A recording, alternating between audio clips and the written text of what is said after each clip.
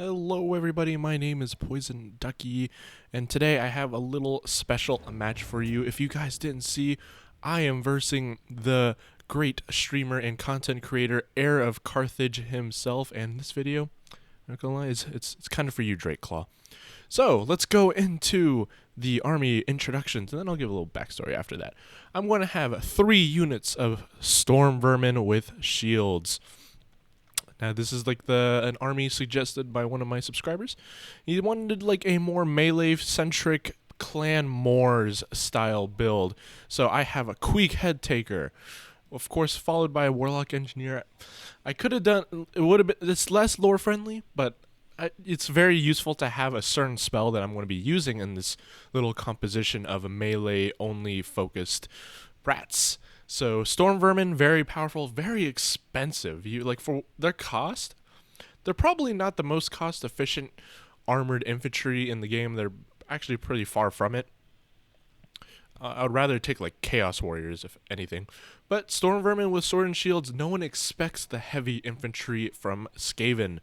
Now over here, it's going to be just 1 unit of Rat Ogres supported with Clan Rats with spears. It's going to be 1 on each flank because Skaven do have a problem with anti-large capabilities unless they have Rat Ogres or guns, and considering I had to do melee only for this build, I'm going to use Rat Ogres. Now this is more of a Clan Boulder thing, unfortunately, but I really can't have a balanced build without them. So 2 Rat Ogres supported by Clan Rats with spears, and I'm just going to have some Skaven slaves, 2 units of Plague Monk Sensor Bearers just to deal the armor piercing damage that I need, the oomph in my army, and the Council Guard, which are unbreakable, fantastic unit. There's just any unbreakable unit in a Skaven army is fantastic because Skaven are just known for running. Now, in the far left, I'm going to also have Clan Vulcan's Tail Slashers, which are just normal clan rats with swords and shields, but these do fire damage and are just a little bit better against infantry and just better stats overall. And with that army introduced out of the way, my opponent, Mr. HeirOfCarthage himself, is going to do a very, very basic Dark Elves build. He's going to have Harganeth Executioners in the center with 2 Bleak Swords on the flank, and 2 Dread Spears on each flank, defending his Reaper Bolt Thrower. Wow, sorry. I'm not interested. Why is this happening? With Dark Shards and the shields in the back, 1 unit of Blackguard of Nagaron, 2 units of Cold One Knights on each flank, with Witch Elves supporting just in case something large breaks through. Now, this is a very standard Dark Elf build. You have a little bit of everything. And his leader is going to be Morathi with a Death Hag to support. Now, for those of you who didn't know, this was on the community live stream on last week, I believe on Thursday or something like that. And so we had to submit armies, so you could not change your army. It was one of those cases where you should build an army that was good against everything, as you did not know your opponent and army, and I was just a little lucky to face off HeirOfCarthage himself. And yeah, so everyone in the tournament usually built rather balanced, not tournament, but well-balanced, rounded armies in this community night. So, but I went for the Storm Vermin. So let's get into the battle. Now I see with the army of Storm Vermin and Plague Monk Sensor Bearers, I need to run forward. I have no guns, nothing like that whatsoever, and I'm going to take some Reaper Bolt Fire. Reaper Boltfire is he's not using the anti-infantry version, he's using the anti-large version, and he's not going to do too much damage to Storm Vermin. In fact, he only took down a few models and just a little bit of HP damage. But he's going to soon change his fire over to my Rat Ogres, which is actually a problem. Rat Ogres are pretty much my only anti-large unit. I do have spears, but Rat Ogres are the brunt of the force. They are what deal the damage. And the frontline engagement is going to come. He's going to meet me full force. I'm going to have the Plague Monk Sensor Bearers against the Harganeth Executioners. And he is going to nerf my units to oblivion.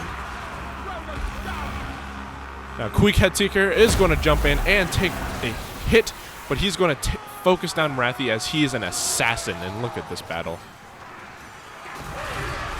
He is built for it. But this nerf, look at the stats on my Plague Monks. I have to use a upgraded Death Frenzy and buff my units over here. So my units on this right flank are going to be buffed with Death Frenzy. So that's why I brought the Warlock Engineer. Without a Death Frenzy, lots of my units would have been obliterated to the nerfs of Morathi's auras. And Death Frenzy allows me to completely destroy the Bleak Sword flank in a matter of seconds. So my Vulcan Tail Slashers versus Dread Spears, no problem. The only problem is that my Rat Ogres and my Spear flank do get overrun by Witch Elves and Cold One Knights, which is unfortunate, but I do get deal a decent amount of damage to the Cold One Knights. Over on the right flank as well, I'm going to have another engagement with the Cold One Knights and my Skaven slaves with spears.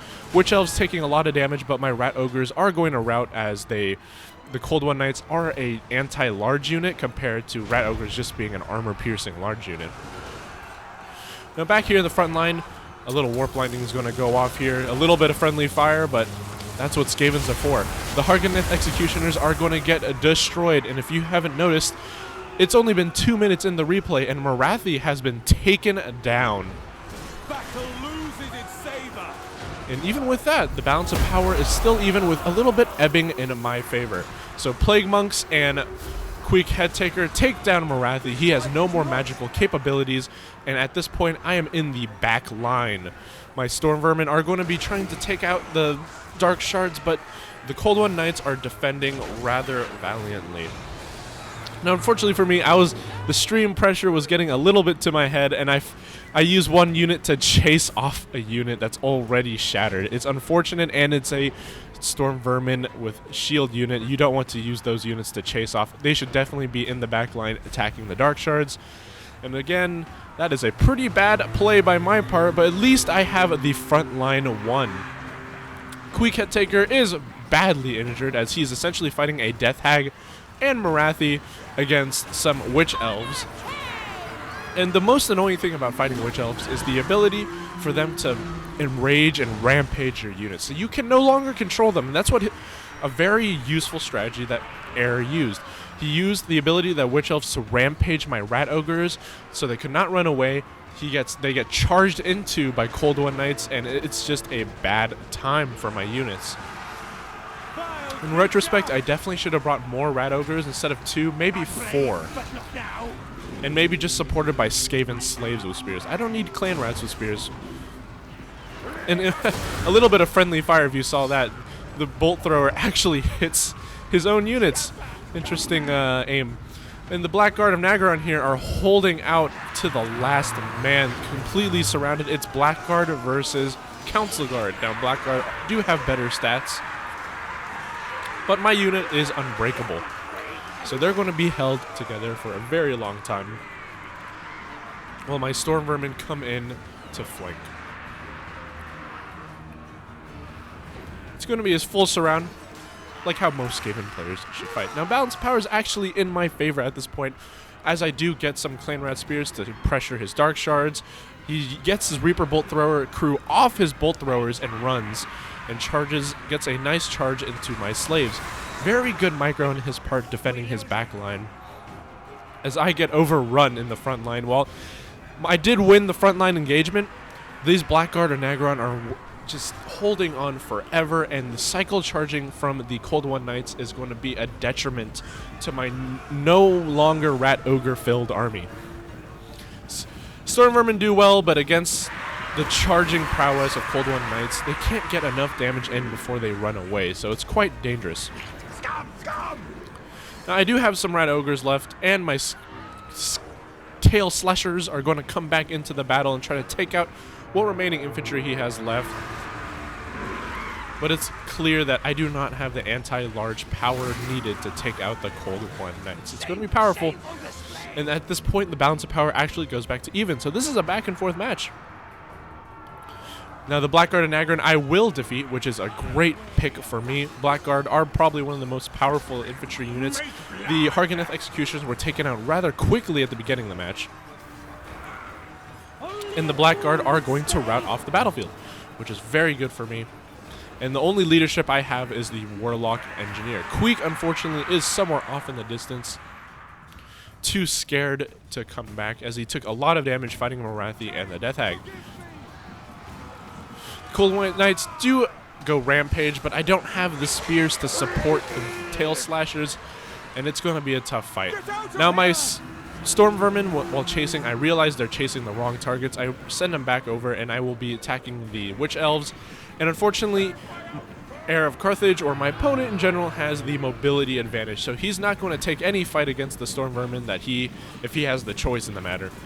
I'm going to be trying to chase the Reaper Bolt Thrower artillery crew, but he's going to run the other way, but then he's going to have this little cat and mouse chase as units chase my units, but as I'm about to engage them, they pull back, and he's going to try to get like a full surround. Watch this. So I'm going to try to chase the units. They're going to run away. Unfortunately, I can't get them. And he's going to have units on all my flanks. Now, it's very dangerous for me. He's going to have the Dark Shards getting some fire into him. I'm going to try to chase them, but as you can see, he's going to run away while his cavalry are going to try to get him. But I try to chase back the Blackguard. It's a little game of cat and mouse, and the balance of power is firmly in his favor. Now, I love this match. It was really back and forth, and I was really happy to be able to join his stream and fight him. And I was really sad that I really hoped that I had the upper hand for the last few seconds of that fight. Now he's going to send some spears to try to be the meat shield. They're going to rout rather quickly and try to get some cycle charges, but it's just going to be a little back and forth as my Skavens, my Storm Vermin take the brunt of all their fire, and he gets his units back into the Reaper Bolt Thrower crew. It's going to be a lot of damage, and unfortunately, just soon enough, my not Skaven slaves, but my Storm Vermin will rout off the battlefield. A valiant defeat indeed. Let's get into unit efficiency.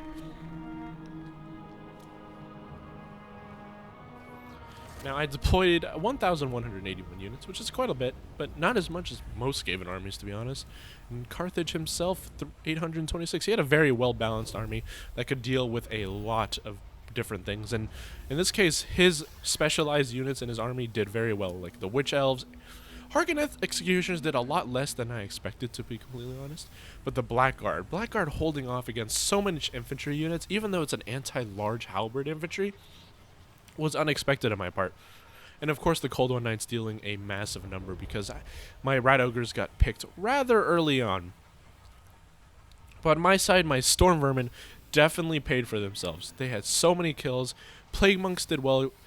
This Plague Monk unit was the one that got nerfed heavily by the damage and attack debuffs. So I didn't expect too much, but they did their job. Harganeth Executioners got plowed, especially with the Death Frenzy going off. Overall, I was really happy about this game, and I was really happy that I could fight Heir of Carthage. So, guys, if you liked the video, leave a like, subscribe if you want more. I'll leave a link to Heir of Carthage's channel, which I'm sure you guys already heard them. But, yeah, catch you guys later.